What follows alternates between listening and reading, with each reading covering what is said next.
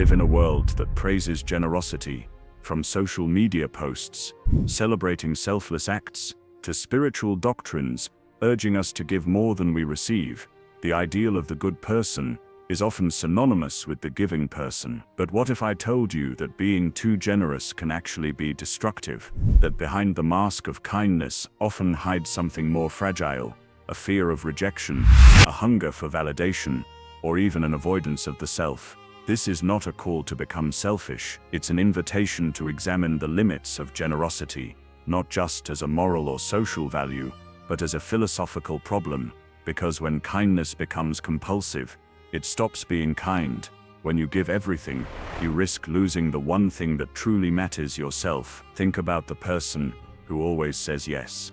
They help everyone, they're always there, always available. But watch closely, and you'll often see a quiet resentment growing beneath the surface, because generosity without boundaries breeds exhaustion, and exhaustion breeds bitterness. In The Ethics of Ambiguity, Simone de Beauvoir warned that giving to others without a sense of self-respect can turn you into an object, a tool for someone else's needs. You become a means, not an end. Generosity then becomes submission, and submission wears a noble disguise. The danger isn't in the act of giving, it's in the silence that follows, the unspoken expectation of reciprocity, the smile that hides a no choked in the throat. And over time, this self-erasure becomes the price of being loved. Why do some people give so much it hurts? Because often they're not giving out of abundance, they're giving out of fear. Fear of being forgotten, of being unworthy, of not mattering unless they're needed. Philosopher Erich Fromm, in The Art of Loving, distinguishes between mature love, rooted in strength, and neurotic love, which is anxious, insecure, and clingy. The latter gives to gain. It sacrifices not out of joy, but out of a quiet terror. If I stop giving, they'll stop loving me. This is the paradox. The more you give without limits, the more invisible you become. You think you're building connections, but what you're really doing is making yourself disappear. Society idealizes the giver, the mother who sacrifices everything, the friend who drops everything, the partner who forgives everything. But this image of moral perfection is often a trap. It tells us, to be good, you must endure. To be loved, you must never say no. Friedrich Nietzsche had a name for this dynamic: slave morality. It's the morality of the powerless, where virtue is defined not by strength, but by endurance, where suffering is glorified, and boundaries are seen as selfish. Nietzsche argued that true moral agency comes not from pleasing others, but from affirming one's own will. So maybe being a good person isn't about how much you give. Maybe it's about how well you protect your inner space, your energy, your attention, your dignity. Limits are not the enemy of love, they are its foundation. The Stoics believed that virtue lies in self-mastery, not self-sacrifice. For them, wisdom meant knowing what's within your control, and what isn't, and most of all, knowing when to give and when to withhold. Because restraint is not cruelty, it's clarity. To set a boundary is not to shut someone out, it's to keep yourself. And if you don't define where you end, someone else will. Often the most loving thing you can do for yourself and others is to say no. That's enough. Jean-Paul Sartre said that hell is other people, but what he meant was this: when we allow others to define us, when we live for their gaze, their approval, we cease to be free. And there's no prison more invisible, more socially accepted, than the prison of being too nice. What happens when you finally say no? At first, people resist. They're confused, offended, maybe even angry, because they were used to the version of you that never said no, the version that was always available, always agreeable, always giving. But if you persist, if you stay grounded, something the people who only loved you for what you gave will fade away, but the ones who see your worth beyond your usefulness will stay. And more importantly, you will stay with yourself, whole, present, unbroken. You'll realize that your value doesn't lie in how much you do for others, but in who you are when no one is watching, when you are no longer needed, when you are simply you. Generosity is beautiful, but like all virtues, it requires balance. Without limits, even the most noble act becomes hollow. Philosophy teaches us not just how to think, but how to be. And being kind should never mean being erased. Being good should never mean being used. Real kindness begins with truth, and truth sometimes says no more. So if you've ever felt guilty for resting, if you've ever felt afraid to draw a line, remember this: your life is not a gift to be spent entirely on others. It is a flame that must be protected. If it is to light the way for anyone else, protect that flame. And in doing so, become not just generous, but wise. Let's draw a crucial distinction. Giving is not the same as people-pleasing. Giving is a conscious act. It comes from a place of strength, presence, and choice. It says, I offer this because I want, because it aligns with who I am. People-pleasing, on the other hand, is rooted in fear. It's a silent negotiation. If I meet your needs, maybe you'll finally accept me. If I bend, maybe you won't break me. It's the child who learned early on that love had to be earned, that boundaries caused rejection, that to be safe, they had to be agreeable, invisible, pleasing. Philosopher Alain de Botton argues that many of our adult behaviors are echoes of our earliest emotional survival strategies, and so we keep giving, hoping someone will notice our pain hidden inside the gift. But people rarely do, because when your kindness comes from self-abandonment, it teaches others that it's okay to abandon you too. Real giving is not about avoiding discomfort. It's about embracing reality with all its complexity. It's about saying, I am not responsible for your feelings, only for my integrity. I am not your emotional crutch. I am a person. Now here's the irony most people miss. Boundaries don't destroy relationships, they reveal them. When you start saying no, you quickly discover who respects you and who simply used you. You begin to see who loved your essence and who only loved your compliance. This is the philosophical power of limits, not just as protection but as revelation. Martin Buber, the existential philosopher, described two ways of relating. I-it. The I-it relationship treats the other as a means to an end, an object to be used. The I-thou sees the other as a full being, worthy of respect, not utility. If someone only values your yes, your sacrifice, your silence, then they don't see you as a thou, they see you as an it. But when you assert your limits, when you claim your full selfhood, you give the other a chance to meet you, truly meet you as an equal, as someone who cannot be bought with people-pleasing or guilt. And those who rise to that challenge, who respect the space you create, those are the people with whom real love, real friendship can begin. Here's a radical idea. Sometimes too much kindness is actually a form of violence. Not physical, of course, but emotional, spiritual. Because when you give beyond your capacity, when you betray your inner truth to maintain outer peace, you create a false reality. You teach others that you're okay when you're not. You participate in a lie, and lies always rot from the inside. Hannah Arendt, in her exploration of totalitarianism, warned that the erosion of truth in private life leads to the erosion of freedom in public life. And this applies even to personal relationships. When you suppress your truth for the sake of harmony, you think you're protecting love, but you're not. You're slowly poisoning it. Real ethics isn't about being nice, it's about being honest. And sometimes the most ethical thing you can do is disappoint someone, to let them sit with the discomfort of your boundary, to let them face the reality that you are not theirs to use. Because love without truth is not love, it's dependency, control, or illusion. And no matter how much you dress it up in kindness, it will collapse eventually. So how do we escape this trap? How do we stop equating goodness with self-erasure? We start by understanding that self-respect is not ego, it's not arrogance, it's clarity. The clear, quiet recognition that you are not an object, you are not a role, you are a self, a subject of your own life. Søren Kierkegaard said, "The greatest hazard of all, losing one's self, can occur very quietly in the world, as if it were nothing at all. And that is the risk of being too generous. You lose yourself so slowly, so politely, that no one notices, not even you." But philosophy gives us tools to reclaim the self. It reminds us that to live authentically, we must choose not react, act, not perform, love, not please. This doesn't mean abandoning generosity. It means rooting it in presence, in truth, in sovereignty, to give without disappearing, to love without losing, to help without hollowing. The world doesn't need more martyrs. It needs more whole people. People who give with intention, not compulsion, who protect their spirit as fiercely as they share it.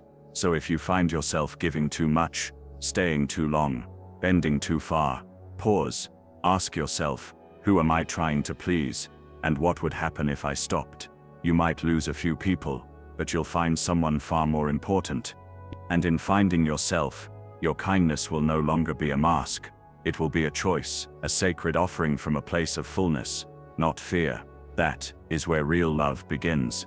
There's a myth we rarely question, the myth of the endlessly strong giver, the person who never complains, never says no, never asks for help, the one everyone depends on, yet who quietly crumbles under the weight of silent expectations.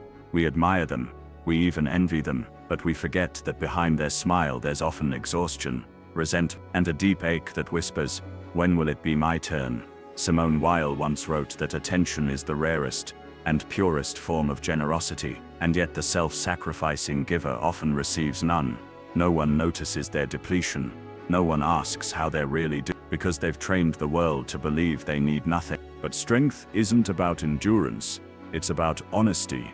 Sometimes the strongest thing you can do is admit you're tired, to say, "I'm not okay, I can't hold everyone anymore, I need space, I need support." And if your value was tied to your ability to serve, that act of truth might feel like failure, but it's not. It's the beginning of liberation from an identity that was never truly yours.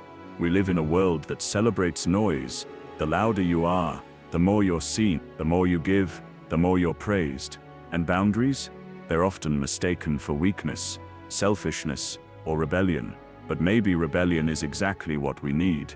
Not the loud, performative kind, but the quiet internal revolution of someone who chooses themselves without shame. When you start honoring your limits, you'll notice something subtle but profound. Your presence sharpens, your relationships shift, your energy returns. You stop leaking time into people who drain you. You stop pretending to be the version of yourself others prefer. You become instead grounded, anchored in truth.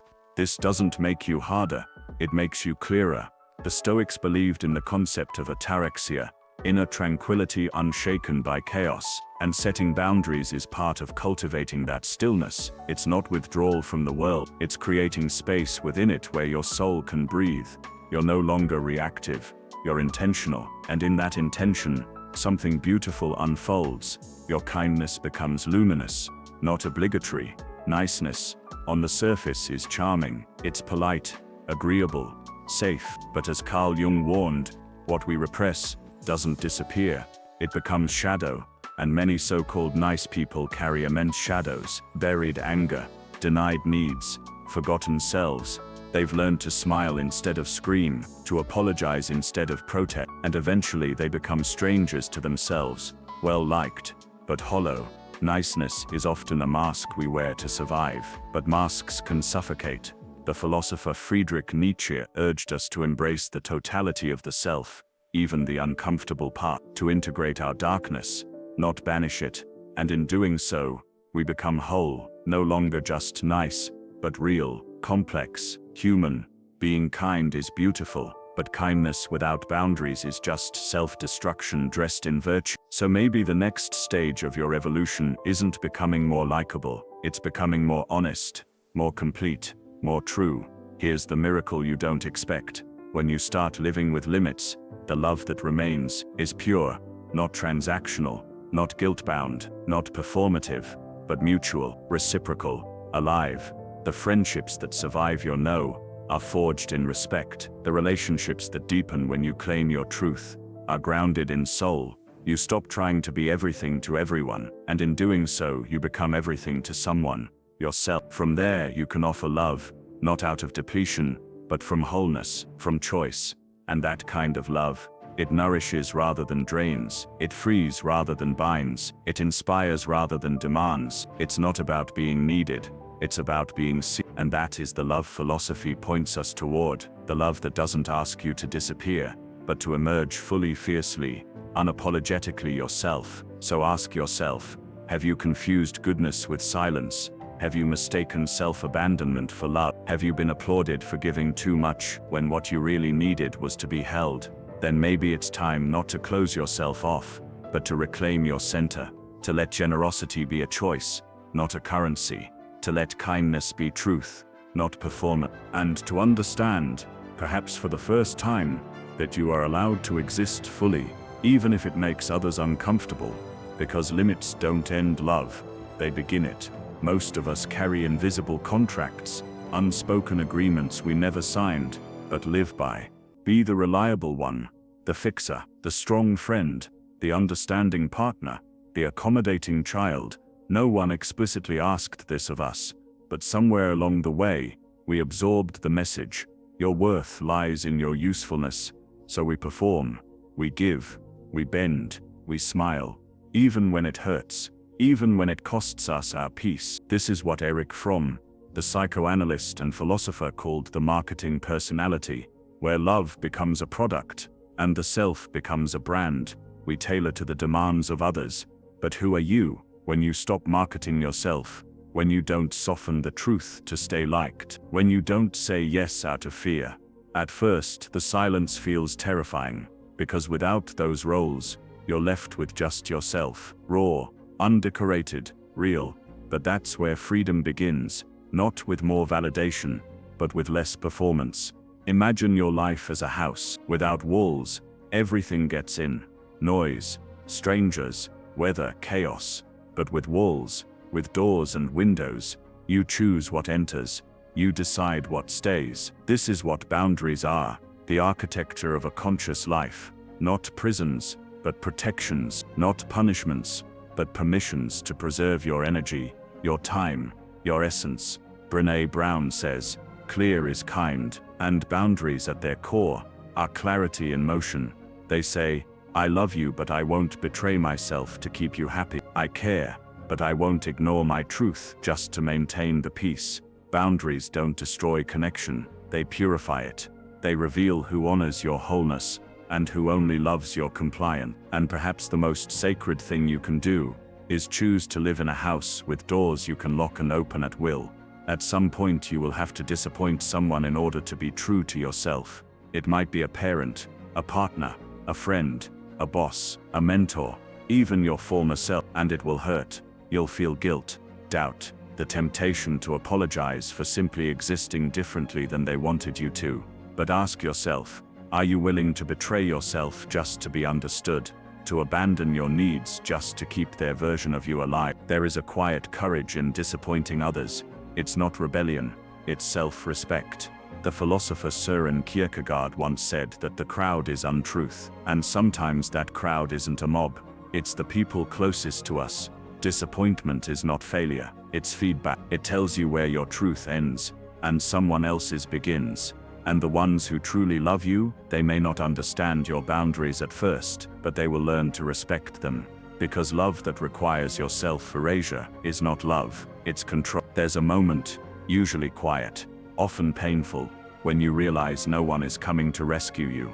Not because people don't care, but because no one can love you in the exact shape your soul needs, except you. And so begins the return, the slow, sacred act of becoming your own sanctuary. You stop looking for mirrors in others, you start seeing yourself clearly. You stop negotiating your worth, you start affirming it. You stop proving your value, you start living it. This is not selfishness, it's sovereignty. It's what the mystics and philosophers called self-possession, a state where you belong to yourself, so fully, that love becomes a gift, not a request. And once you taste that, you never settle for fragments again. You become whole, and in that wholeness you finally understand, generosity isn't losing yourself, it's offering from overflow.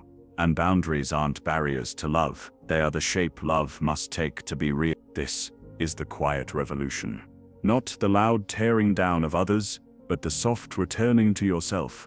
Not dramatic exits, but small decisions whispered in truth. You don't need everyone to understand your limits. You just need to honor them. You don't need to explain why you stopped overgiving. You just need to breathe in peace. You don't need to make them see the cost of your silence. You just need to reclaim your voice. Because the real transformation, it never announces itself. It happens quietly, the moment you realize you were never too much. You were just in the wrong rooms. And now, finally, you walk out, not with bitterness, but with clarity, not to escape the world, but to re-enter it on your own terms.